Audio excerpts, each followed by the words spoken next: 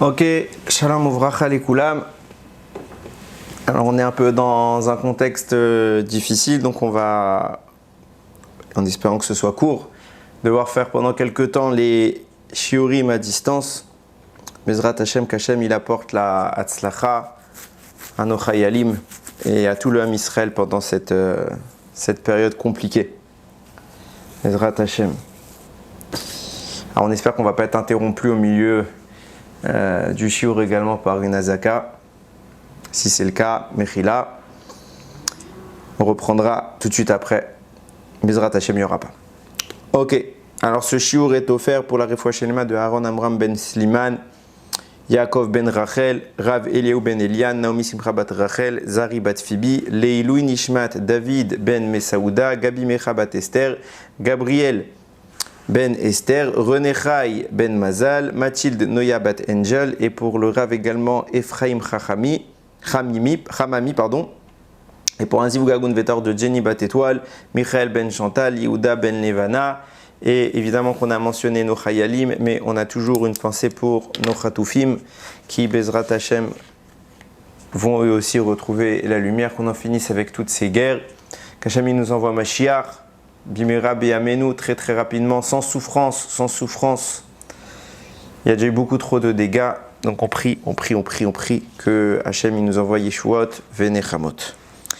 Parashat Shelach. Alors, bon, on connaît le sujet essentiel de la paracha. L'exploration que vont mener les 12 nominés, j'ai envie de dire.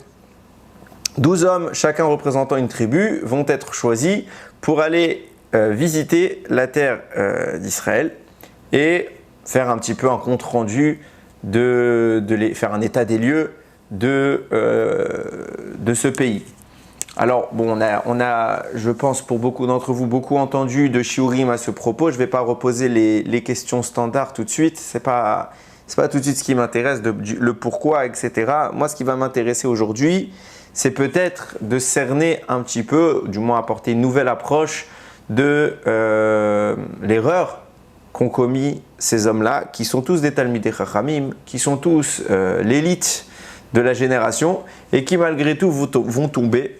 Déjà, c'est une première leçon qu'on doit tirer de là, c'est de savoir que on n'est jamais tranquille. On peut avoir étudié toute sa vie, on peut avoir une grande ruchniout et malgré tout avoir tort. Et ce qu'il faut bien comprendre en entame, c'est que la raison pour laquelle ils vont avoir tort n'est pas quelque chose d'évident. Ça veut dire que pour eux, l'intention, elle est bonne. Pour eux, ils agissent au nom d'Hachem. Et c'est ça toute la complexité du sujet, parce que bien évidemment qu'en première lecture, tout le monde les considère comme des mécréants, des imbéciles qui vont simplement se rebeller contre Akadosh Baruch Hu, mais il n'en est rien. Hein. C'est des gens qui connaissent la Torah et c'est des gens qui a priori cherchent à servir Hachem. Ça veut dire que leur erreur, et évidemment qu'Hachem ne nous juge pas avec autant d'intensité qu'eux, nous aussi on peut commettre ces erreurs-là, mais Hachem va montrer une rigueur particulière à leur rencontre. Je suis attaqué par une mouche, va montrer une rigueur particulière à leur rencontre parce que c'est justement d'immenses Talmidei Chachamim et face auxquels l'erreur n'a pas sa place.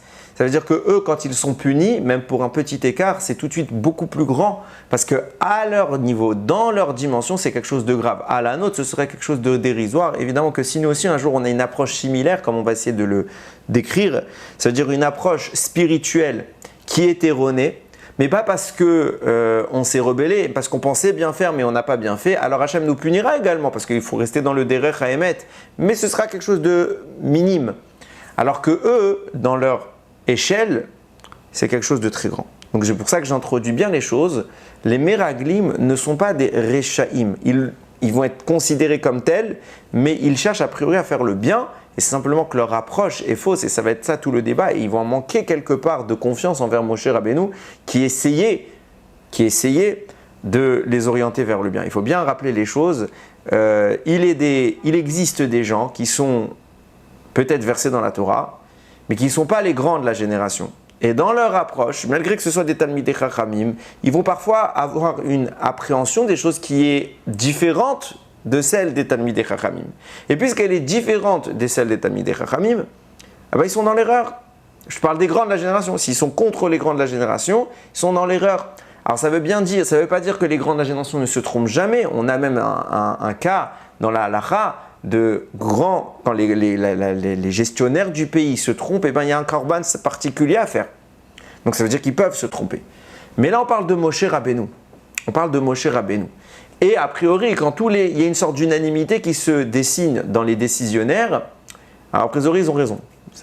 Déjà du fait que eux sont les porteurs du peuple, mais a fortiori lorsqu'ils sont unanimes dans ces sujets-là, a priori le grand de la génération, il était clair, il faut rentrer en Eretz Israël, et les explorateurs, eux, ils ont une autre vision des choses. On va voir où se trouve la clé de voûte du système. Vous allez voir qu'on va être obligé, pour comprendre un peu mieux les choses, d'aborder quelque chose de très intéressant qu'on va essayer d'expliquer simplement, du moins on va essayer. Vayahas Kael et Ha'am el Moshe. La Torah nous raconte que Kalev va prétendre se profiler du côté des Meraglim, des explorateurs. Puis il va prendre la parole, il va faire taire tout le monde pour parler, et tout le monde s'attend à ce que Kalev emboîte le pas aux explorateurs et critique Eretz Israël. Et il va dire Vayomer, Allo Narale. Montez, nous monterons. Yarashnu Ota, et on va la conquérir, on va en prendre possession. Ki yachol nuchal la, parce qu'on pourra le faire. Ve'anashim asher alu imo, par contre les hommes qui étaient avec lui, qui sont montés avec lui en Eretz Israël, amrou lo nuchal la alot el ha'am, on ne pourra pas monter vers ce peuple. Ki chazaku mimenu, parce qu'il est plus fort que nous. Ok. C'est intéressant de se dire que Kalev tente quelque chose.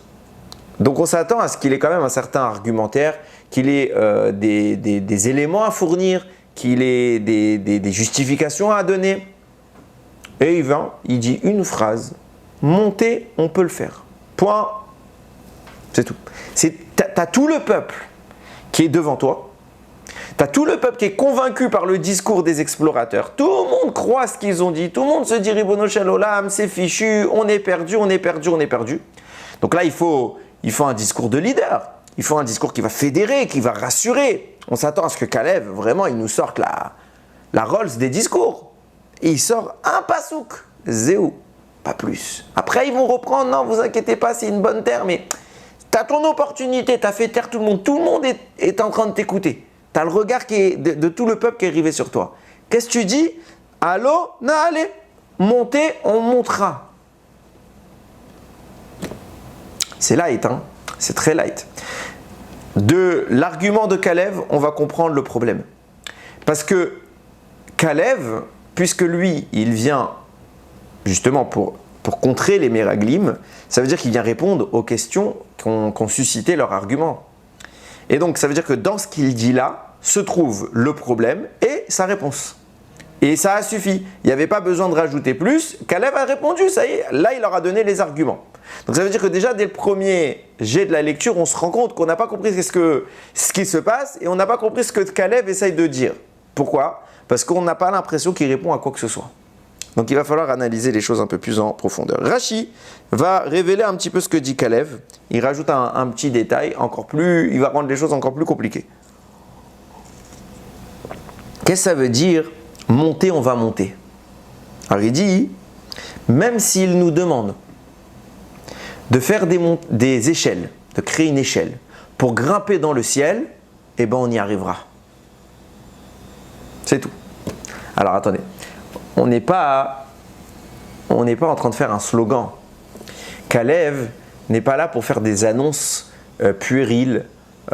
Il n'est pas là pour parler à des enfants de 5 ans, leur dire on peut tout faire, on pourra même atteindre les étoiles. Non. Kalev, et en plus de ça, c'est pas écrit dans la Torah, cette phrase-là. C'est Rashi qui va nous la révéler, par tradition orale. Donc, pourquoi les Chachamim, s'ils voulaient nous dire, les Chachamim, ils voulaient nous donner une métaphore. Ok, alors précise, ils auraient dit les machal, c'est comme un machal, un exemple. Ils auraient dit voilà ce qu'il a essayé de leur dire. Mais là, il n'a pas dit que c'était un machal. Il a dit voilà, c'est ça qu'il dit Kalev. S'il faut construire une échelle pour monter dans le ciel, on peut le faire. Et ça, c'est ça, Alona, allez monter, on montera. On peut même monter Bashamaim. Et ça, c'est tout le sujet du débat ici. Ce qui pose problème aux Meraglim et la réponse à leurs problèmes fournie par Kalev. Donc il faut, encore une fois, analyser un peu plus minutieusement, j'ai envie de dire, le sujet.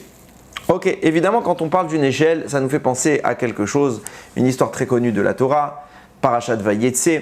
Lorsque Yaakov s'enfuit de chez ses parents poursuivi par Esav qui en a après sa vie, Yaakov va arriver et va, au cours de son voyage, s'allonger et dormir. Et là-bas, il va faire le fameux rêve de l'échelle, dans lequel une échelle rejoint le ciel et la terre, des anges montent et descendent, et au sommet de l'échelle se trouve Akadosh Baruch Hu qui s'adresse à Yaakov pour lui annoncer que tout se passera bien, qu'il retournera en Eretz Israël en sécurité. Le Midrash donne quelques précisions.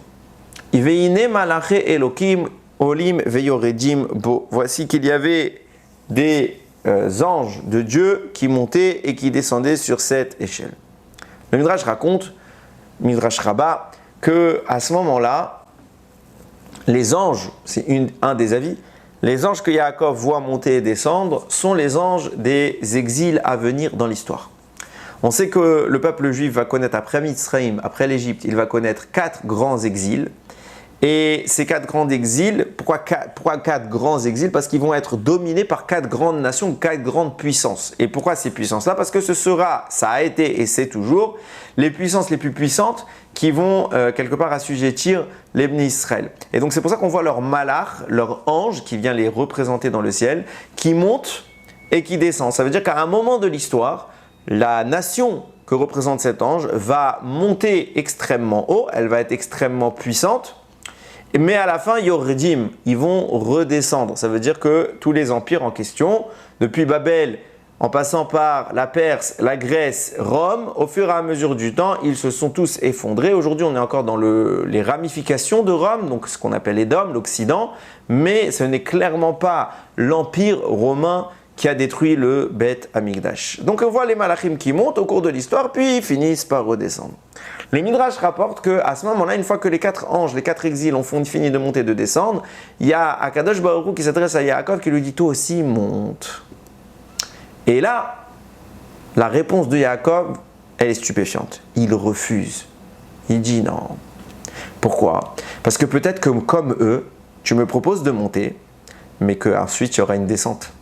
Hachem lui répond « Non, il n'y aura pas de descente ». Yaakov, il a peur, il préfère rester en bas.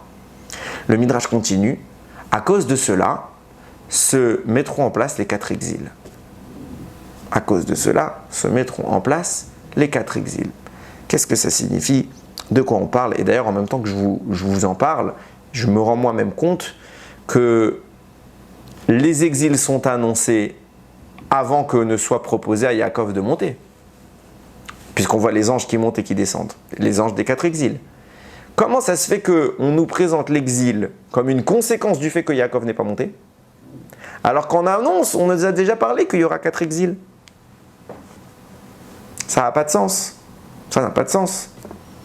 Comment ça se fait que c'est présenté comme ça? Et Yaakov refuse et il choisit les exils. À cause de ça, on va avoir l'exil parce que Yaakov n'a pas voulu. Pourquoi t'es pas monté? On parle de Yaakov Avinu. Il a peur de quoi? Alors la réponse standard, c'est penigrom achet.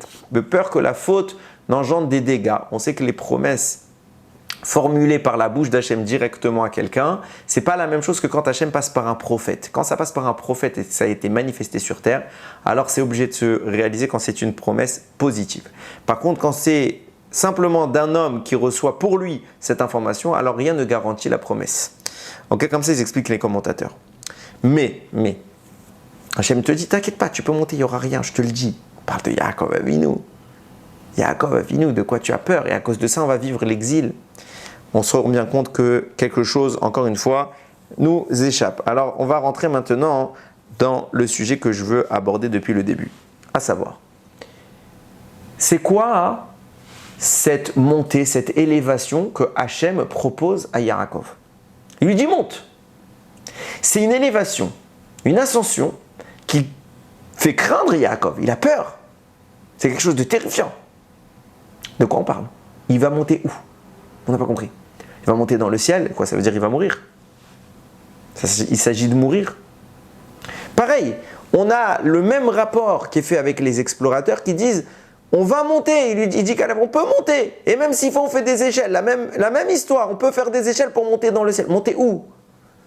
C'est quoi le sujet ici? Quelle dimension doit être atteindre, destination plus précisément, quelle destination doit être atteinte dans cette proposition? Et ça, on ne l'a pas tout de suite à la lecture et on va devoir réfléchir un petit peu. Si vous analysez bien les choses, depuis la genèse de l'histoire, il y a une question qui est prédominante. Elle n'est pas prédominante en ce sens où elle est écrite partout, mais c'est une question hyper importante.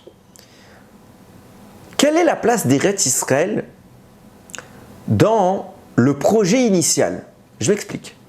Adam n'est pas né en Israël. Adam apparaît ailleurs. Adam apparaît au Gan Eden. Si Adam ne faute pas, il reste au Gan Eden. C'est le fait de la faute qui va provoquer l'expulsion d'Adam Arishon. Ça veut dire quoi? C'est-à-dire que dans le format initial, quelle est la place d'Eretz Israël dans le projet d'Akadosh Baruch Hu? Eretz Israël, depuis le début de la Torah, c'est primordial. Tout est axé sur Eretz Israël. On connaît les commentaires de la grandeur de ce pays, une terre sur laquelle Hachem a les yeux rivés toute l'année. C'est les mots de la Torah, c'est pas mes mots. Je sais que dans le contexte actuel, on va se dire « Oui, mais c'est plus dangereux de vivre en Eretz Israël, et puis on est bien en Chutz La'aretz, etc. etc. » Mon propos n'est pas là. On n'est pas en train de parler ici de sécurité, on n'est pas en train de parler de bien-être, on est en train de parler d'importance. Quelle est la terre la plus importante dans le récit de la création de ce monde? C'est Eretz Israël, ça ne fait pas débat dans la Torah. Hachem en parle non-stop. Tout le temps, depuis Avraham Avinu jusqu'à la fin, on parle d'Eretz Israël. Et toutes les prophéties parlent d'Eretz Israël, du retour en Eretz Israël. C'est là que ça doit se passer. C'est là que le Beth Amikdash est construit. C'est le lieu le plus important. Mais quand on remet les choses en perspective et qu'on se pose la question de l'histoire d'Adam, de Noach, etc., on ne parle pas encore d'Eretz Israël. Du tout. Alors sans doute qu'ils y étaient, ça n'est pas le sujet. Mais si Adam n'avait pas fauté, est-ce qu'on nous aurait parlé dans la Torah d'Eretz Israël? On a l'impression, dans cette logique, dans cette perspective, que Israël n'apparaît que parce qu'on n'a plus le Gan Eden. Mais Israël, ce n'est pas l'objectif. C'est quoi alors Eretz Israël? Et dire cela non plus ne marche pas. De dire que Eretz Israël, ce n'est pas du tout l'objectif, ça ne peut pas être concevable. Pour la simple et bonne raison. Lisez le premier commentaire de Rashi sur la Torah. Rashi écrit « Tout le début de la Torah, on aurait pu s'en passer. Bereshit, Noach, Avraham, tout le livre de Bereshit, on aurait pu le sauter. Pourquoi? Parce que la Torah est un code de loi, un système de rapprochement d'Akadosh Baruch Hu. Donc on n'a pas besoin d'une histoire. On se moque de l'histoire en réalité.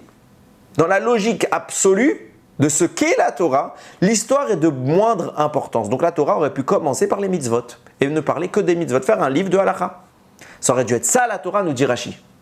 Ah, alors pourquoi Kadosh Baruch Hu n'a pas fait cela? Il a articulé son récit, son texte, autour de l'histoire du peuple juif. Réponse. Pour qu'on sache que Eretz Israël appartient à Dieu, de même que tout le reste de la planète. Et en tant que dépositaire, en tant que propriétaire de cette création, Dieu fait ce qu'il veut et il la donne à qui il veut. En d'autres termes, quand viendra le temps où les bénis Israël vont saisir Eretz Israël, alors on n'aura pas à se justifier. Pourquoi? Parce que le propriétaire l'a prêté un temps à quelqu'un et il la passe maintenant à quelqu'un d'autre. Le vrai propriétaire, c'est Akadosh Baruch Hu. Pour Israël, il fait tout ce récit, toute cette introduction. Toute cette introduction. C'est dire que Eretz Israël est au cœur de l'histoire au début, au mot Bereshit, avant la naissance d'Adam, avant qu'on nous parle du Gan Eden. Eretz Israël est au cœur de l'histoire. Donc on ne peut pas prétendre que Akadosh Baruch Hu a créé le Gan Eden et que Eretz Israël, c'était pas prévu dans l'équation. Alors qu'est-ce qu'est Eretz Israël? Qu'est-ce que c'est qu'Eretz Israël? Quel est l'objectif? Il y a, dans David Ameller, il rapporte dans les Teilim qu'il existe une dualité, une sorte de double dimension de la terre divine, de la terre spirituelle, de la terre sainte. On dit comme ça, Yerushalayim Benouya, Ke'ir Shechubera la Yardav. La Yerushalayim reconstruite est comme la ville qui lui est jumelée. Vient la Gemara Maseret Ta'anit, page 5, et elle dit la ville qui est Yerushalayim reconstruite, elle est comme la ville qui est jumelée à Yerushalayim. Ça veut dire que Yerushalayim, il a une jumelle. Il y a un autre Yerushalayim dans le monde. La Gemara dit il n'y a pas d'autre Yerushalayim dans le monde. Alors comment tu peux me dire l'autre Yerushalayim qui lui est jumelé? Réponse Kan Yerushalayim Shel Mala, Kan Yerushalayim Shel Mata. On parle de deux Yerushalayim. En effet, il y a deux Yerushalayim. Une en bas, dans notre monde, celle qu'on connaît, et une autre en haut dans le ciel. Et les deux sont jumelés. Il y a une sorte de pont qui relie les deux dimensions. Et en cela à l'esprit, on va pouvoir aborder quelques petits textes du Zohar. Là-bas, il écrit que Akadosh Baruch Hu, quand il a créé Yerushalayim en haut, il l'a créé sur le moule de Yerushalayim d'en bas. Ça veut dire que les deux sont vraiment similaires en ton point à un détail près. La première est matérielle, l'autre est spirituelle. Il y a donc placé les murailles, il y a placé la même structure. Et là-bas se trouve un malach qui est chargé de la surveillance, de la protection de Yerushalayim d'en haut. De même qu'en bas, il y a des malachim chargés de protéger Yerushalayim. Ce malach se nomme Michael, l'ange Michael, qui est le Kohen Gadol. C'est le grand Kohen Bashamayim. Et puisqu'on nous parle d'un Kohen Gadol, se pose la question de savoir le rôle de ce Kohen Gadol et le rôle d'un Yerushalayim en haut. Il y a un Yerushalayim parce qu'il y a un Beth Amikdash. C'est ça l'objectif de Yerushalayim. Donc il y a un Yerushalayim en bas avec un Beth Amikdash et un Kohen Gadol. Du coup, il y a un Yerushalayim en haut avec un Beth Amikdash et un Kohen Gadol. On sait c'est quoi le but du Beth Amikdash. Le but du Beth Amikdash est d'y présenter les sacrifices. C'est pour ça qu'il y a un Kohen Gadol chargé de les présenter. Le Beth Amikdash est le lieu dans lequel nous présentions ces sacrifices. Eh bien, parallèlement à ça, puisqu'il y a le même édifice en haut dans le ciel, alors on comprend que le Yerushalayim d'en haut, avec son Beth Amikdash et son Kohen Gadol, doit avoir une fonction. Mais si on dit que c'est vraiment le parallèle l'un de l'autre, alors quelle est la fonction là-haut? Qu'est-ce qu'il y a à sacrifier là-haut? Réponse. Le Zohar rapporte que l'ange Michael, il sacrifie les Neshamot des Tzadikim. Voilà, il y a l'autel, il y a le Misbéach, et Akadosh Baruch Hu attend là-bas de Michael qu'il opère à tous les korbanot, tous les sacrifices de Neshamot des Tzadikim. De quoi on parle? C'est ça le Olam Haba. Après 120 ans, on va mourir sur un bûcher, Ras Veshalom. Je continue le texte.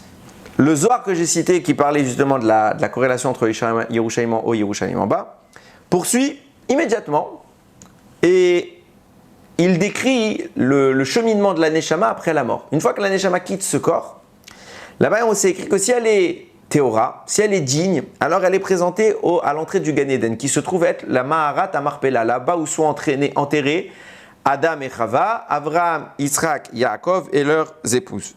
Et donc la Neshama, elle entre là-bas, et là-bas elle rencontre ces personnages-là. Et ils sont contents de la voir si, évidemment, elle est méritante, parce que si elle n'est pas méritante, elle va être refoulée. Mais si elle est méritante, ils sont contents, ils l'accueillent et ils lui ouvrent les portes du Gan Eden. Et elle sera conduite dans le Gan Eden Shel Ma'ala. Et elle sera conduite dans le Gan Eden d'en haut. De là, il ressort qu'il y a, de même qu'il y a un Yerushalayim en bas et qu'il y a un Yerushalayim en haut, sachez qu'il y a deux Gan Eden. Il y a le Gan Eden Haaretz, le Gan Eden en bas, et le Gan Eden en haut. Il y a deux dimensions du Gan Eden, de même qu'il y a deux dimensions dans Yerushalayim, et de même qu'il y a deux dimensions, écrites comme ça le Sfat Emet, dans Eretz Israël. Et on peut même dire qu'il y a deux dimensions dans toutes les nations, parce qu'on voit que les nations sont représentées chacune par un malach dans le ciel. Donc il y a à chaque fois cette dichotomie, cette dualité des états matériels versus spirituels, et les deux sont quelque part le parallèle, l'ombre l'une de l'autre qui s'emboîtent pour s'exprimer dans notre réalité. Quand on lit ce texte du Zohar, qui parle de Yerushalayim en haut, Yerushalayim en bas, qui parle du Gan Eden en haut, du Gan Eden en bas, vraiment c'est un texte qui est, c'est deux passages qui se succèdent, vraiment il n'y a pas d'interruption, il n'y a pas d'autre élément entre les deux sujets. On a l'impression que le Zohar insinue que le Yerushalayim dont on parle, c'est le Gan Eden. Il y a Yerushalayim en haut, c'est le Gan Eden d'en haut. Il y a Yerushalayim en bas, c'est le Gan Eden d'en bas. Et comme ça, il comprend le Matok Midevash, qui est un des commentaires les plus connus sur le Zohar. Comme ça, il écrit. Il écrit Yerushalayim, c'est le Gan Eden. Et c'est pas le seul à penser comme ça. Pourquoi? On voit que le Or HaChaim, sur cette base, il va décrire le mécanisme. Et il va faire un amalgame des notions. Il va dire quoi? Quand une Neshama quitte ce monde et qu'elle s'extrait de son corps, alors elle est présentée sur l'autel des sacrifices de Yerushalayim en haut, là où Michael, le Kohen Gadol, s'occupe des sacrifices. Et ce sacrifice a pour objectif de conduire la Neshama dans le Gan Eden, Shelmala, le Gan Eden d'en haut. On voit deux choses.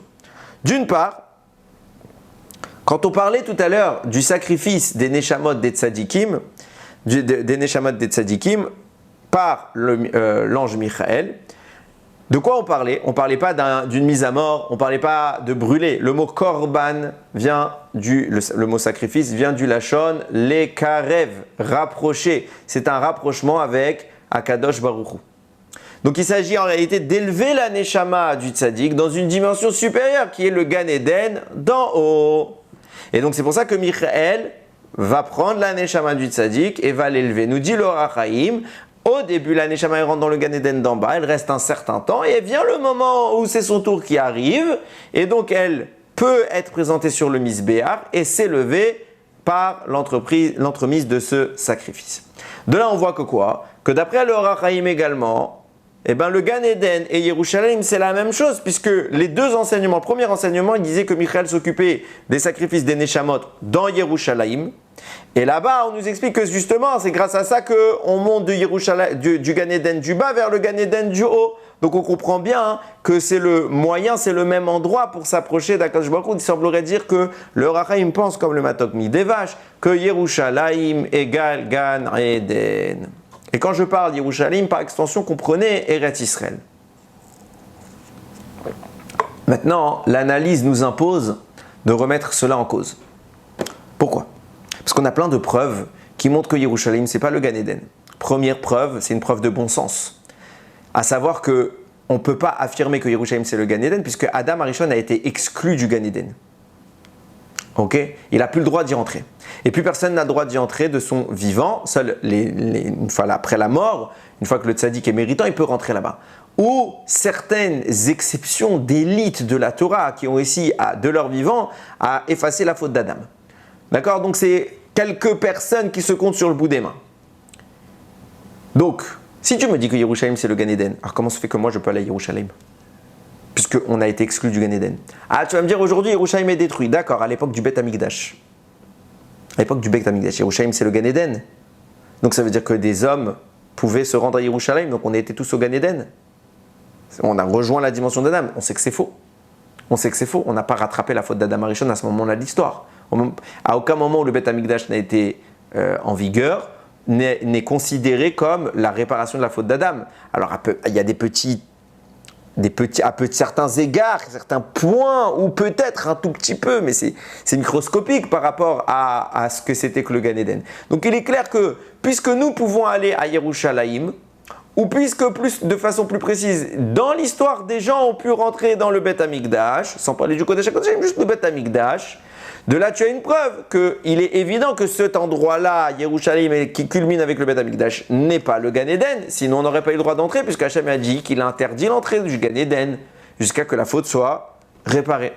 Deuxième preuve, j'en cite deux, mais vous pourrez en trouver beaucoup d'autres. Deuxième preuve, c'est l'histoire de Noach et du Maboul. Quand Noach est dans la Teva et que les eaux commencent à s'affaisser, il va envoyer la colombe vérifier si oui ou non les eaux se sont réduites. Là-bas, on connaît l'histoire qu'elle va revenir avec une branche, etc. etc. Les Chachamim posent la question, mais d'où est venue cette branche? Parce qu'à ce moment-là, l'eau n'avait pas complètement été effacée. Donc d'où est venue cette branche? Tout a été détruit. D'où vient cette branche? Une branche d'arbre. Il a arraché l'oiseau la branche d'un arbre. Mais tous les arbres ont été détruits. Donc d'où vient cette branche? Marloquette, deux avis. Premier avis, c'est Rav, que je ne dise pas de bêtises, Rav Abba, qui vient et qui dit, elle vient d'Eretz Israël. Pourquoi? Parce que nous disent Rachamim, Eretz Israël n'a pas été recouvert par les eaux du Maboul comme les autres pays. Je m'explique. En effet, il n'y a pas eu un champ de force qui a empêché les eaux d'entrer. Ça, c'est faux. Il y en a qui comprennent comme ça, mais c'est complètement faux. En tout cas, ce n'est pas ce qui ressort des commentateurs. Ce qu'on essaye de dire, c'est que Eretz Israël, de par la sainteté qui est la sienne, ne va pas commettre le même cataclysme que le reste de la création. Ça veut dire que les eaux vont tomber partout dans le monde, sauf en Eretz Israël.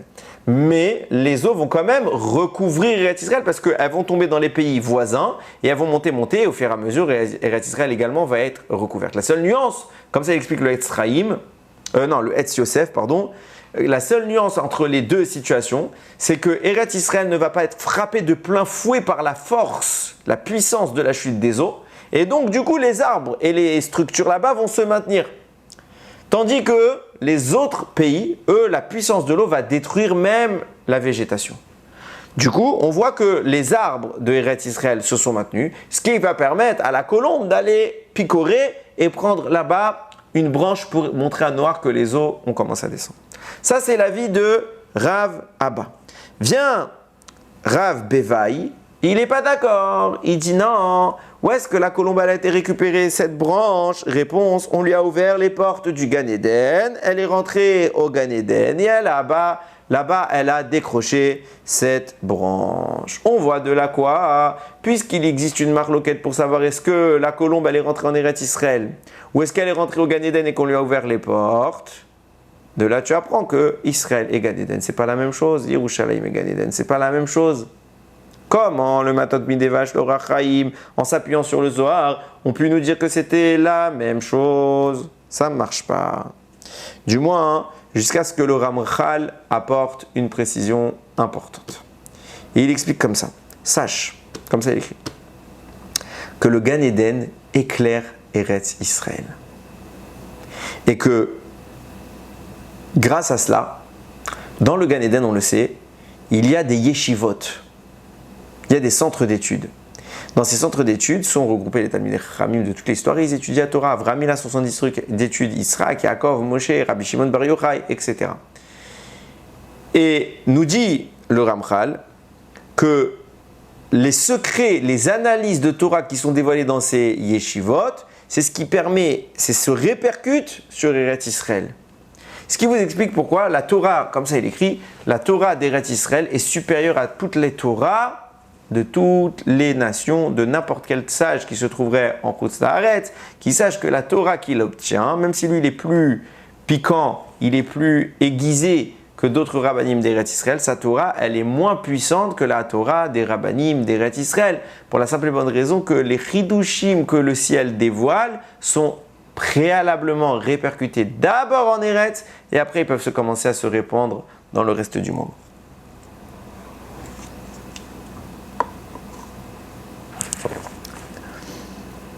Mais là, on commence à comprendre. Du moins, les premiers échelons.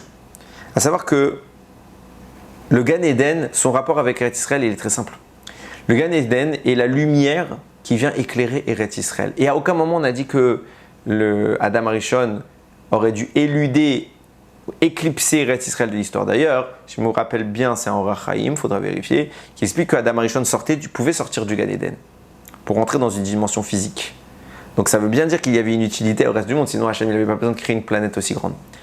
Mais Adam Arishon pouvait sortir du Gan Eden. Par là, on voit que quoi? On voit l'idée de dire que le Gan Eden est la substance. Quelque part, c'est une image, c'est comme la Neshama qui vient nourrir un corps.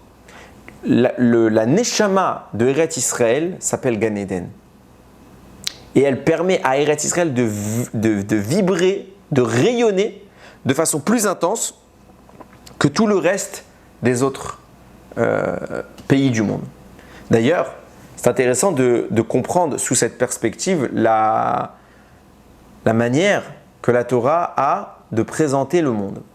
Par exemple, Eretz Israël, elle est qualifiée par une position haute. C'est pour ça qu'à chaque fois qu'on parle d'aller en Eretz Israël, on parle d'une Aliyah. On monte en Eretz Israël. Et pourtant, on le sait, Israël, ce n'est pas le pays le plus haut du monde. Il y a des pays beaucoup plus hauts, il y a des montagnes beaucoup plus hautes que celles d'Eretz Israël. Donc pourquoi la Torah parle d'Eretz Israël comme étant le lieu le plus haut? À l'inverse, il existe des pays, des territoires que la Torah considère comme tout en bas. Par exemple, Bavel. Bavel, c'est tout en bas, c'est l'antithèse d'Eretz Israël. Et attention, ce n'est pas à l'autre bout du globe, hein. C'est assez proche. Par exemple, Mitzraïm, c'est le centre de l'édifice. Pourquoi? Parce que, on va le voir, la Torah a tendance à humaniser, j'ai envie de dire, la disposition des pays en leur donnant des qualificatifs humains. Exemple, Eretz Israël, le mot Israël peut se réécrire Rosh Li, une tête pour moi. Parce que Eretz Israël, c'est le sommet des pays. Autre exemple, Mitzraïm, il a appelé Ervat Haaretz. Quand Yosef, on en a parlé la semaine dernière si je ne me trompe pas, quand Yosef va accueillir ses frères en Égypte, en prétendant ne pas être Yosef, en continuant à se faire passer pour le vice-roi, il va les accuser de complot, d'exploration, d'être des espions à la solde de l'ennemi, et il va leur dire, vous êtes venus voir Ervat Haaretz, la nudité de la terre, sens simple, vous êtes venus voir les défauts, les points faibles d'attaque, etc. Mais pourquoi parler d'une nudité Herva? La Herva, c'est l'organe génital généralement. Donc, c'est compliqué à comprendre. On voit que la Torah, quelque part, personnifie son organisation de la terre. Une tête, un membre, un centre, une partie basse. Il y a une certaine polarité, on ne comprend même pas ce que voulait dire la grandeur, la hauteur d'Eretz Israël. Réponse avec ce que vient de dire le Ramchal, c'est très clair. On ne parle pas ici de hauteur physique, on ne parle pas ici d'une structure physique, on parle d'une répercussion de la lumière du Gan Eden. La lumière du Gan Eden vient frapper d'abord le sommet, de même que le soleil vient d'abord frapper notre tête, puisqu'on est vertical. Alors la première chose que le soleil touche, c'est notre tête. Et puis après, le reste de la chaleur que le soleil communique à notre tête se propage le long du corps par résidu. Ça veut dire que la tête va prendre l'essentiel de l'énergie, qui va laisser une plus petite partie pour le reste du corps, qui va laisser une plus petite partie, jusqu'à qu'on arrive à l'extrémité inférieure du corps. Du coup, on comprend bien que quand la Torah parle d'une polarisation, d'un sommet, Rosh Li, Israël c'est le sommet, elle ne parle pas de hauteur, elle parle d'importance, d'un rôle, lequel d'être baigné par la lumière qui sort du Gan Eden. C'est pour cela qu'Israël est au sommet. Ça, c'est la définition de ce qu'est Eretz Israël, à savoir l'élément qui vient incarner la réception d'une lumière intense provenue du Gan Eden.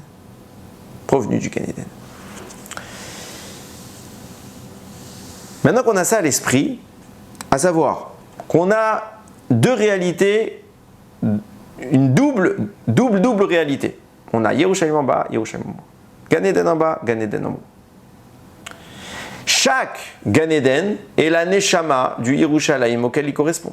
À savoir qu'en bas, le Eretz Israël est le reflet et la projection qui émane du Gan Eden d'en bas. En haut, il y a aussi un Yerushalayim, Yerushalayim Abenua Kerir Shechuber ala Yardav, la ville qui lui est jumelée. Elle aussi, elle provient d'une source plus haute que le Gan Eden d'en bas, qui est le Gan Eden d'en haut. Donc le Gan Eden d'en haut produit Yerushalayim d'en haut, le Gan Eden d'en bas produit Yerushalayim d'en bas. Et en réalité, c'est quoi ces deux Yerushalayim? C'est l'endroit de connexion, de proximité le plus grand qui existe avec la dimension du Gan Eden. Ok. Maintenant, grâce à ces informations, on va pouvoir décrire une dynamique intéressante concernant l'élévation de l'âme qui était le sujet, je le rappelle, du Or HaChaim. Le maître explique comme ça. Enfin, c'est pas le maître, ça c'est le Pirkei de Rabbi Eliezer qui rapporte comme ça. Au moment de Matan Torah, on sait que lorsqu'Akadosh Baruch Hu a donné la Torah, ça s'est fait avec une sorte de terreur qui s'est introduit dans la pensée générale. Évidemment, il y a eu l'obscurité, il y a eu le tonnerre, il y avait la montagne qui était en feu. C'est pas une scène qu'on peut négliger, c'est quelque chose qui fait peur. Dit le Pirkei de Rabbi Eliezer, ceux qui étaient morts sont devenus vivants, et ceux qui sont vivants sont devenus morts. Au moment de Matan Torah, lorsqu'Hachem a dit « Anochi Hashem Elokecha ». Qu'est-ce que veut dire cette phrase? Le Ve'odela explique, et je l'ai déjà cité à plusieurs reprises. À savoir que La parole d'Hachem, la bouche divine, est ce par quoi Dieu insuffle la vie. Ok, il a insufflé dans ses narines, il lui a donné pour Adam Arishon, et Hachem lui a donné une âme vivante qui est capable de parler. Donc la bouche d'Hachem produit la vie. De façon plus générale, elle peut avoir l'effet inverse. Ça veut dire quoi? Comment la bouche d'Hachem produit la vie? C'est le Vélo Adela qui dit ça. Comment la bouche d'Hachem peut-elle produire la vie? Qu'est-ce que c'est que la vie? Alkol, Motsa, Pi Hachem, Yahye à Adam. De tout ce qui sort de la bouche d'Hachem, l'homme vit. Ça veut dire quoi? On sait que nous sommes les réceptacles d'une Neshama. Et qu'est-ce que c'est qu'une Neshama? Nous dit le Vélo Adela, que la Neshama est le reste du souffle que Dieu a insufflé dans le corps vide d'Adam Arishon. Adam Arishon est un réceptacle vide, imaginez-le comme des tuyaux. Hachem souffle et ça laisse une odeur spirituelle. Cette odeur spirituelle s'appelle la Neshama. C'est pour ça que Neshama vient du mot Neshima, une respiration. Dieu a insufflé, expiré dans le réceptacle qu'il venait de créer, le corps d'Adam Arishon, et ce souffle-là va pénétrer une carcasse vide, un réceptacle vide, et va y laisser un résidu. Cependant, cela n'est vrai qu'à condition que le réceptacle soit vide, parce qu'on peut alors le remplir. Mais qu'en est-il d'un réceptacle vivant qui recevrait ce souffle divin? Nous disent Rachamim, c'est la définition de la mort. Lorsqu'Akadosh Baruch Hu apparaît, le reste qui était prisonnier pendant un temps dans le corps humain est happé, attiré de façon inexorable vers son origine. Hachem se manifeste, donc la source revient. Sur cette base, explique le Vélo Adela, on comprend qu'est-ce qui s'est passé quand on nous dit que les morts sont devenus vivants et les Bnei Israël sont morts. Au moment de Har Sinaï, Hachem a dit Anochi, Hachem, Elokecha, Sherotzeticha, Meretz Mitzrayim. Je suis Hachem, ton Dieu, qui t'a fait sortir d'Égypte. Et face à lui, il avait quoi? Il avait des êtres humains en chair et en os, mais déjà dotés d'une Neshama. Puisqu'ils étaient déjà dotés d'une Neshama, alors qu'est-ce que se passe-t-il? La Neshama, le résidu du souffle divin, lorsqu'il voit son origine se manifester, il est immédiatement happé. Donc quand Hachem a dit Anochi, Hachem, Elokecha, tous sont morts. Et cette fois, le corps rempli du Neshama est devenu un corps vide. C'est pour ça que tout de suite après avoir entendu la première phrase, ils sont morts. Mais dès qu'Hachem va continuer son discours et dire Velo yelecha Elokim acherim, tu n'auras pas d'autre Dieu que moi. Donc à nouveau, sa voix résonne, son souffle incorpore les dépouilles et laisse une aura. Cette aura est une nouvelle Neshama que reçoit le peuple. Au moment de Matan Torah, on est mort, puis on a ressuscité. De là apparaît une question simple. On a compris pourquoi les morts sont vivants et les vivants sont morts. Mais tout de suite après, nous dit la Torah que les Bnei Israël vont stopper l'expérience. Et les 8 derniers commandements vont être prononcés par Moshe Rabbeinu. Pourquoi ils ont voulu arrêter l'expérience? Nous dit la Torah, Vayomeru al Moshe, ils ont dit à Moshe Rabbeinu, Daber ata imanu, venishmara, ve'al yedaber imanu Elokim pen namut. Toi va parler et on t'écoutera, plutôt que Dieu continue à nous parler et que nous mourions. De quoi ont peur les Bnei Israël? C'est qu'ils viennent de mourir. Donc ils ne savent pas ce qui va se passer par la suite. Ils disent, on ne veut pas revivre cette expérience. D'accord, on a été ressuscité, on ne veut pas une deuxième fois mourir, une deuxième fois être ressuscité. On a peur. Donc ils vont dire à Moshe Rabbeinu, monte-toi parce que toi tu arrives à supporter. Nous non, monte et on te fait confiance et on a la preuve que Dieu te parle. Alors à ce moment-là, puisque Dieu il te parle, alors le texte qu'il te donnera, c'est bien le texte qui sera écrit et prononcé de sa bouche. Se pose alors la question de savoir quelque chose d'important. Si tu es en train d'expliquer que les Bnei Israël, en entendant la Torah, sont morts pour ressusciter. Déjà, première question, à quoi ça sert? Réponse, C'est une évidence certaine, c'est que Akadosh Baruch Hu veut les rehausser, et quand Akadosh Baruch Hu leur retire la Neshama, qu'elle revient à sa source, et qu'il la réincorpore, il la réincorpore avec plus de jus, plus de puissance, plus d'énergie, plus de ruchniout. Donc le peuple juif se voit renforcé de cette mort et de cette résurrection. Quelle est la conséquence de cette résurrection? Celle de s'affranchir de la faute d'Adam, puisque la faute d'Adam provoque la mort dans le monde, et que c'est une des bénédictions de de ce Matan Torah, de cette parole qui est entrée dans le peuple juif, c'est que, nous disent Rachamim, les Bnei Israël ont été affranchis de la mort. Ça veut dire quoi? Ça veut dire que, au moment de Matan Torah, la Neshama qu'on nous retire et qu'on nous renvoie vient profiler un état du peuple dans lequel on retrouve l'entité d'Adam Arishon avant qu'il ne faute au Gan Eden. Donc on est retourné au sommet de notre expression. Et là, les Bnei Israël interviennent et disent à Moshe Rabbeinu, stop, arrête la peine, Namout, de peur qu'on meure. Mais je ne comprends pas. Tu ne peux plus mourir. Puisque tu as échappé à la faute du Nachash, puisque la mort ne te concerne plus, tu ne peux plus mourir. Alors, pourquoi vous avez peur? Réponse. Comme je l'ai dit, la parole d'Hachem attire le résidu d'âme quand il y en a, ou remplit le vide quand il y en a. Ce qui veut dire que si Hachem avait continué le 3e, 4e commandement, etc., alors à nouveau l'âme d'En Israël serait sortie. Ce ne serait pas une mort dans le sens où ce serait l'ange de la mort, ce serait un retrait d'âme. Et ce retrait d'âme aurait été compensé par une nouvelle prise de parole d'Hachem qui aurait à nouveau complété notre Neshama. Donc on serait monté encore plus haut. Mais pour arriver où? Ça veut dire quoi? On était déjà au niveau d'Adam Arishon. Donc l'objectif, c'est encore nous monter. Mais où? C'est quoi la destination, la localisation qu'on doit atteindre? C'est quoi l'état dans lequel le peuple juif doit se trouver? Et c'est là que on va commencer à comprendre les choses. Vient Rav Shimshon Raphaël Hirsch et il remarque quelque chose d'intéressant. Lorsque Yecheskel, le prophète, il va faire une description du Misbéach, il va dire comme ça: Veha ar'el arba amot ou meha ariel ul ma'ala hakarnot arba. Donc sur l'endroit qui s'appelle Ar'el, il y avait 4 coudées, et au-dessus de Ariel s'élèvent 4 couronnes. De quoi on parle ici? Quelle est la description dont il parle, ce Ar'el et Ariel? Réponse, il est en train de décrire le Misbéach, l'autel des sacrifices. Et il nous révèle le sommet de l'autel s'appelle Har-El. Et l'extrémité supérieure, là précisément où brûler les sacrifices, s'appelle Ariel. Ça veut dire quoi? Har-El et Ariel. Har-El, ça veut dire la montagne de Dieu. Ariel, ça veut dire le lion de Dieu. Pourquoi le Misbéach est appelé la montagne de Dieu? C'est quoi la montagne de Dieu? À quel endroit c'est écrit la montagne de Dieu? Justement, c'est sur le Har Sinaï, c'est écrit Vayavo el Har ha-Elokim. Il est allé sur la montagne de Dieu. Le Misbéach est appelé la montagne d'Hachem. Pourquoi?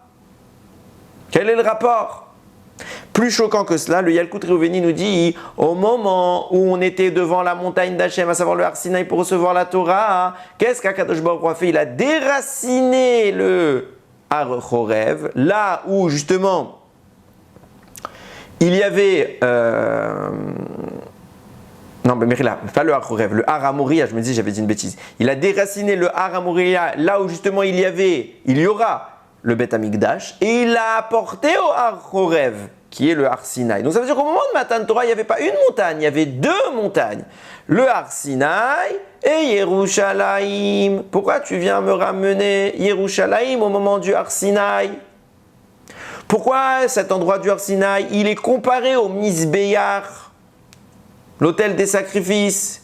Réponse, nous dit Rav Shimshon Raphaël Hirsch, parce que le Har Sinaï était un sacrifice. Sacrifice de qui? De nous. Sacrifice du Ham Israël.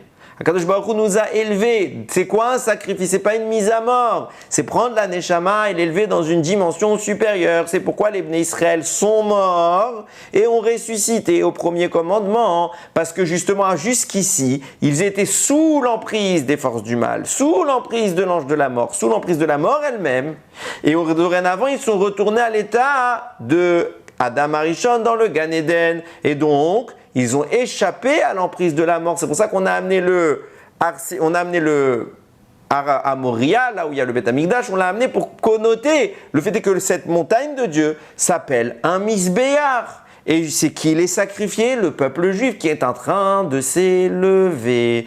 Et quel est l'objectif de cette élévation? L'objectif de cette élévation, c'est de passer, de retourner au Gan Eden. De retourner au Gan Eden.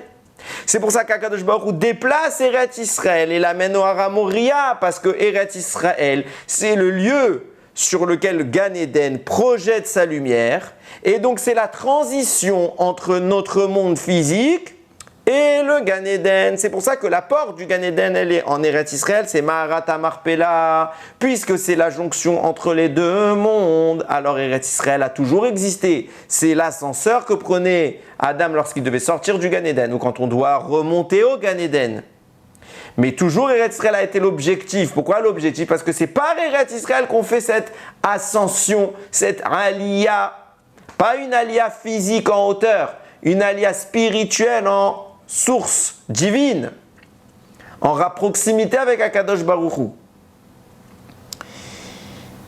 Et alors, maintenant on commence à comprendre les choses avec un peu plus de détails, à savoir, comme on l'a dit tout à l'heure, c'était le Or HaChaim qui disait ça. Il y a un Yerushalayim en haut, il y a un Yerushalayim en bas. Il y a un Gan Eden en haut, il y a un Gan Eden en bas. Le Gan Eden en haut produit le Yerushalayim d'en haut, le Gan Eden en bas produit le Yerushalayim d'en bas. Et l'objectif c'est quoi? C'est de monter ces 4 étapes.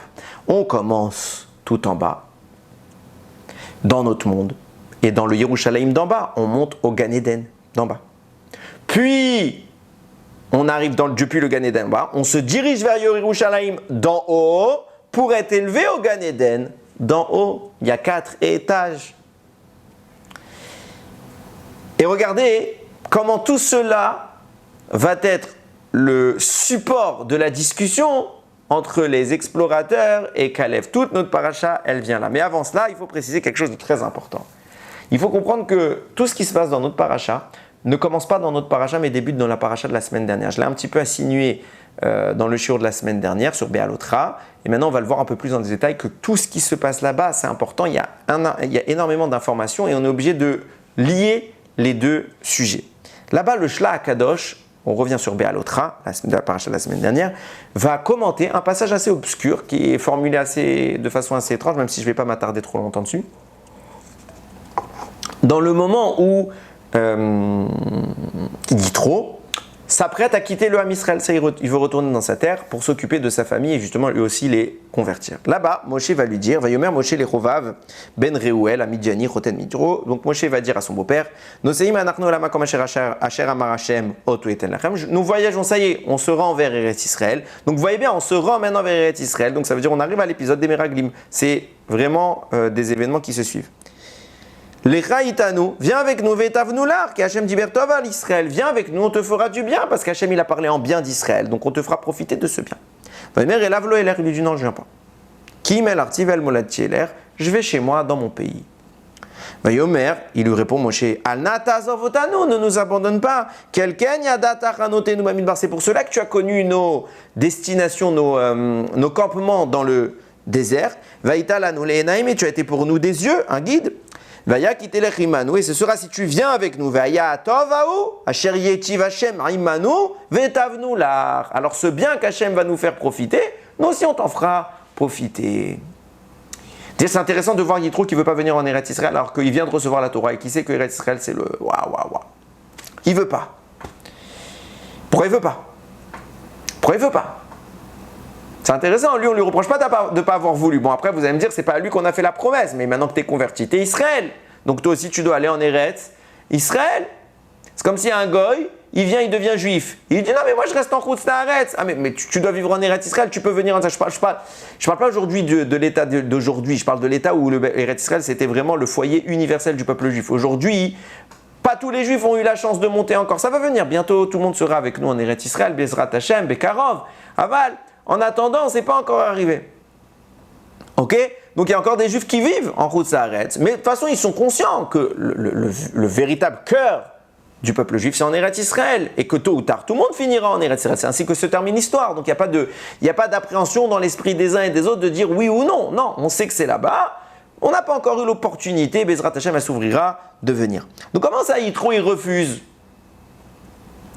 Et Moshe répète, il lui dit, au début il lui avait dit non mais Hashem il a parlé bien d'Israël, viens avec nous. Et il lui dit mais Hashem il a promis beaucoup de bien sur Israël, viens avec nous.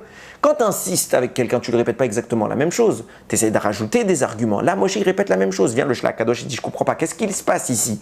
Moshe il répète 2 fois la même chose, il insiste pour dire Eretz Israël elle est bien, elle est bien, elle est bien. On sait qu'elle est bien, alors pourquoi tu insistes elle est bien? Qu'est-ce que tu essayes de dire? Et il explique comme ça. Dans la Torah, il y a 2 mots, et c'est les mêmes. Vous allez voir, c'est le même mot, mais ils ne sont pas écrits pareil, pour dire bien.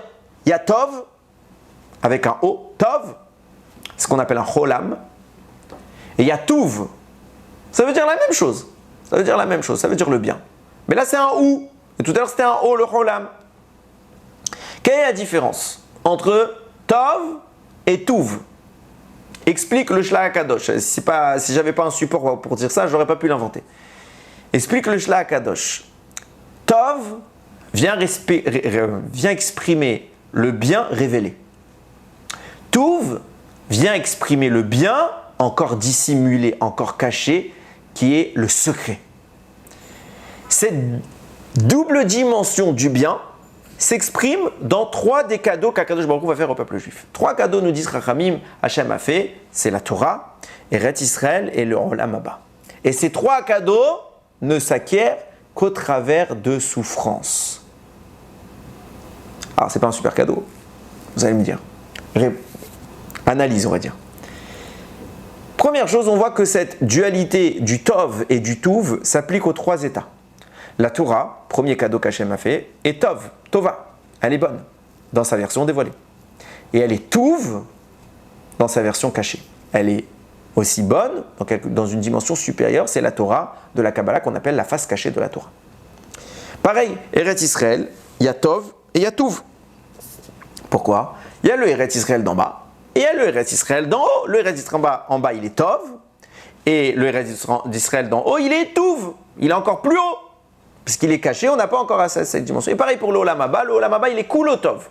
Il est Kulotov, ça veut dire qu'il est intégralement bon, mais on n'a pas encore l'accès à ce Olam Haba. On a des petites bribes de ce Olam Haba. On a le Shabbat qui est Me'en Olam Haba, qui est une petite odeur du Olam Haba, mais on n'a pas encore le Tuv. Ce qui est caché, c'est le monde à venir, donc il n'est pas encore venu. Okay? Donc ces 3 états-là ont un Tov dévoilé, et ils ont un Tuv caché. Mais les 3 doivent s'acquérir par des isurim, par des souffrances. Pourquoi? Parce que la souffrance n'est pas quelque chose qui vient embêter. La souffrance, les isurim, quand Akadosh Baruch Hu envoie des isurim à quelqu'un, c'est pour être mezaker, pour le purifier, le raffiner. Là, le mot que je cherchais. Le raffiner. Et l'élever spirituellement pour lui permettre d'entrer en phase dans un état supérieur. De fait, avant d'avoir ces éléments, pour être compatible avec ces éléments, Akadosh Baruch Hu nous raffine. Avant d'avoir la Torah, on a eu l'Égypte. Et avant d'avoir Eretz Israël également, on va vivre un peu dans le désert et aussi les souffrances de l'Égypte. Et pareil, avant d'avoir le Olam Haba, on a eu les cas, on est en cours encore, mais on a les 4 exils de l'histoire. Pourquoi?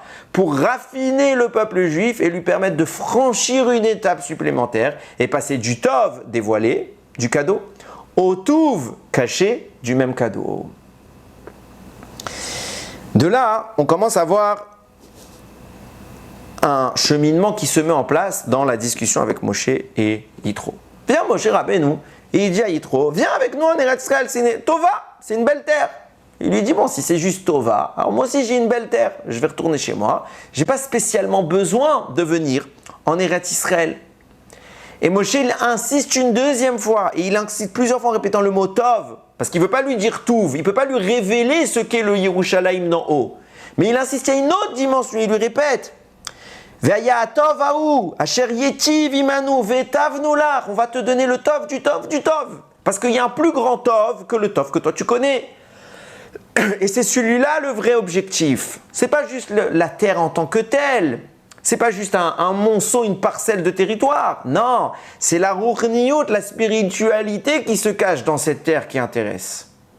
Et cette spiritualité est cachée. C'est pour ça qu'il incite, viens avec nous. Et il lui précise, mais normalement, c'est vrai que cette promesse n'a été faite qu'à ceux qui ont vécu l'exil en Égypte, à ceux qui vont vivre les exils après. Et ce sont les descendants d'Abraham. Et en tant que converti, alors peut-être tu pourrais penser que tu vas être exclu de cela.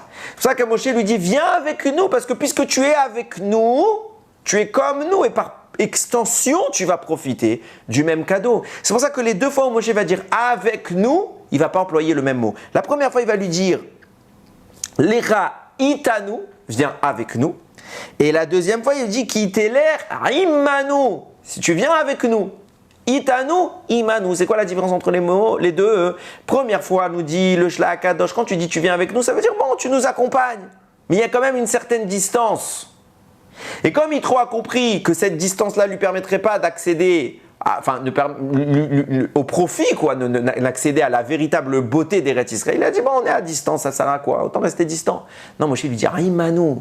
Ça veut dire quoi? Tu vas tellement être collé à nous que tu vas monter de ce monde-là avec nous parce qu'on aura un lien indéfectible qui ne te permettra pas d'échapper à ce monde. Sinon on monte, toi tu montes. C'est ça que Moshe insiste. Maintenant on commence à comprendre la suite. Tout de suite après dans ce passage-là, dans Béalotra, on a compris qu'il y a Tov et il y a Touv. Il y a les deux étages d'Eretz Israël qui amènent aux deux étages du Gan Eden. Moshe vise le sommet absolu, donc il faut monter au deuxième étage à chaque fois. C'est ça l'objectif de la conquête promise à Abraham. Seulement, tout de suite après cet épisode du départ de Yitro, la Torah nous raconte It avu ta'ava. Les Bnei Israël, plutôt le Asaf-Souf, c'est plutôt le Erev Rav qui va fomenter ce plan-là, mais qui va contaminer les Bnei Israël. Ils vont avoir un désir de manger de la viande en se plaignant. Ils en ont marre de la manne. Ils ne veulent plus entendre parler de la manne. Quel est le problème? Qu'est-ce que ça engendre? Eh bien, c'est très simple. La manne est une nourriture d'origine céleste, tandis que la viande est une nourriture d'origine terrestre. Et donc, ça veut dire quoi? En demandant une nourriture terrestre, alors ils arrêtent la préparation qu'ils étaient en train de vivre, qui était destinée à les acclimater à une dimension céleste d'Eretz Israël. Et à ce moment-là, puisqu'ils demandent de la viande et qu'ils refusent la dimension spirituelle, alors ils en sont écartés. Et ils n'ont plus le droit d'entrer dans cette dimension spirituelle. Et puisqu'ils ne peuvent plus accéder au Yerushalayim Shel Ma'ala, ni au Gan Eden Shel Ma'ala, alors, tout de suite après, qu'est-ce qui se passe? Nous raconte la Torah que Moshe s'est plaint à Kadosh Baruch Hu. Qu'est-ce que je vais faire avec eux? Tu veux les amener en haut, ils veulent rester en bas. Hachem va envoyer à Moshe la capacité de transmettre son pouvoir prophétique aux anciens. Et lors de cet événement, deux des protagonistes, Eldad et Medad, vont avoir une prophétie que Moshe n'entre pas en Israël et que Yehoshua prend sa place pour conduire les Bnei Israël. Pourquoi à ce moment-là ils ont eu cette prophétie? Réponse, puisque juste avant la faute a dissocié le Tov et le Touv, le monde d'en bas et le monde d'en haut. Alors on n'a plus accès au monde d'en haut puisqu'on est resté dans le monde d'en bas. Et puisqu'on n'a plus accès au monde d'en haut, alors celui qui, par sa présence, doit ouvrir les portes du monde d'en haut ne peut plus nous accompagner parce qu'on ne peut pas rentrer. Donc Moshe est mis de côté. Et tout de suite, Eldad et Medad leur disent, ils ne sont pas en train d'annoncer une bonne nouvelle, ils sont en train de punir les Bnei Israël. Hachem vous annonce que parce que vous avez refusé la manne, vous avez refusé de continuer cette purification, alors Moshe il ne peut plus rentrer, vous ne pouvez plus profiter de lui. La manne, c'est sa dimension à lui, c'est par son mérite que la manne est descendue. Seulement, nous dit le Shlach Kadosh, dans son immense clémence, Hachem va quand même laisser une petite porte de sortie, laquelle il va nommer les 70 anciens qui vont profiter du souffle prophétique de Moshe. Et ça va maintenir une situation où l'espoir est encore envisageable.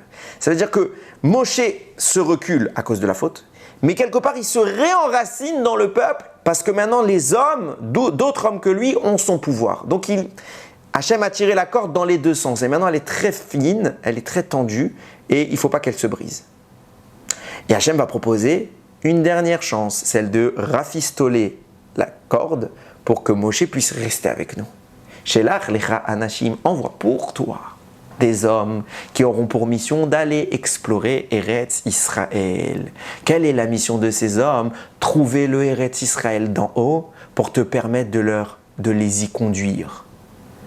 Comment? Eh bien, de même que la première fois qu'ils ont fait cette erreur de ne pas vouloir monter en haut, c'était quand? C'était au moment de Har Sinaï qu'ils ont dit « Stop! Arrête de nous parler Hachem, c'est trop dur, on ne veut plus !» Donc, ils n'ont pas eu le droit de monter à l'étage supérieur. Ça s'est passé comment ensuite? Il y a eu un retrait de Moshe pendant 40 jours. Alors, on va les faire voyager sans toi pendant 40 jours pour que eux retissent le lien qui vous unissait jadis. Et s'ils parviennent à maintenir ce lien-là, alors tu vas être reconnecté définitivement, toi, Moshe Rabbeinu, au Ham Israël, et tu rentres en Eretz Israël pour leur ouvrir les portes du Gan Eden. Et sinon, non. Et malheureusement, on connaît la suite de l'histoire. C'est ce qu'il va se passer. Regardez comment ça se produit. Nous dit le Megalé Amukot, comment ça se prouve tout ce que je viens de vous dire. Puisqu'au moment de Matan Torah, les Bnei Israël devaient faire cette ascension. Regardez comment c'est écrit dans Matan Torah. Il y a écrit, on a reçu 10 commandements. La lettre de la Torah qui correspond à 10, c'est la lettre Yud. Ces 10 commandements sont articulés par combien de mots? Précisément 172. Qui forment le mot Rekev. Si vous prenez les 10 Yud, les 10 commandements, et les 172 mots Rekev, ça vous fait Yud devant Rekev, ça vous fait Yaakov. Pour te dire quoi? Que exactement ce qu'a vécu Yaakov au moment où il était en bas de l'échelle, c'est exactement ce que ça a proposé à Kadosh Baruch Hu au moment des Bnei Israël, c'était de monter l'échelle et vous êtes au niveau de Matan Torah, vous avez bloqué l'ascension au niveau où Yaakov était, à savoir en bas de l'échelle. Et vous non plus, vous n'avez pas réussi à atteindre le sommet, de même que Yaakov a refusé. Et pourquoi Yaakov a refusé de monter? Non pas que Yaakov s'est planté, non pas que Yaakov est un rachat. C'est que ce qu'Akadosh Baruch Hu lui a proposé, c'est pas ce qu'Akadosh Baruch Hu nous a proposé. Akadosh Baruch Hu a proposé à Yaakov Avinu de monter comme les malachim des 4 exils étaient en train de monter et de descendre. Il lui a dit, bon, je vais monter mais je risque de descendre. Non, tu ne redescends pas, il n'y a pas de problème. Mais qu'est-ce que tu me proposes? Tu me proposes de monter comme les anges. Les anges, ils sont montés où? Ils sont montés Bachamaïm, ils sont montés au Lamaba. Ils sont montés au Gan Eden? Non, puisque les nations en question ne sont pas montées au Gan Eden. Babel, Perse, Grèce, Rome, ils ne sont pas montés au Gan Eden. Non, ils sont montés au sommet de ce monde. Ah, c'est ça ton cadeau? C'est que je sois au sommet de ce monde? Pas intéressé.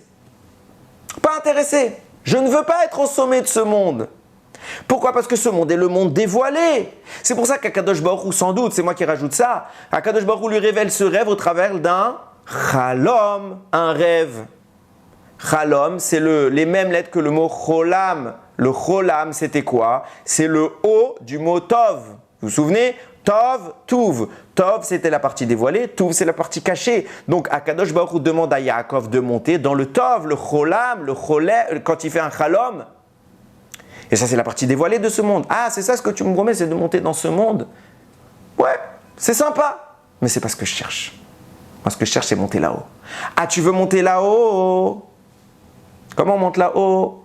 Il faut des issourim, il faut raffiner, spiritualiser ton corps pour traverser les étapes, franchir les murs de la spiritualité.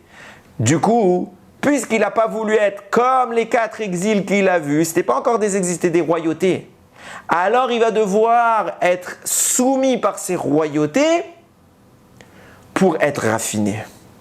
Puisque tu n'as pas voulu d'eux, tu veux plus haut qu'eux, alors il faut que tu passes chez eux et que tu les dépasses.